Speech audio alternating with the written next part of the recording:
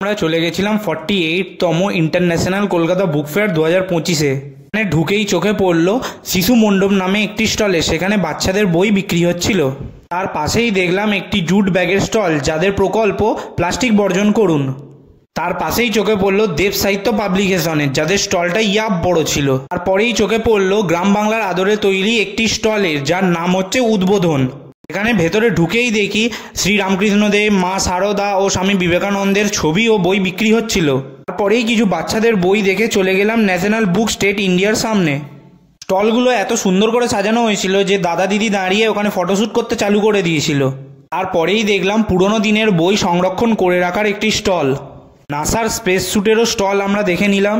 তারপরেই চোখে পড়লো রানী রাসমণির দক্ষিণেশ্বর মন্দিরের আদলে তৈরি একটি স্টল। রামকৃষ্ণ মিশন থেকে আসা একটি স্টলও আমরা দেখলাম।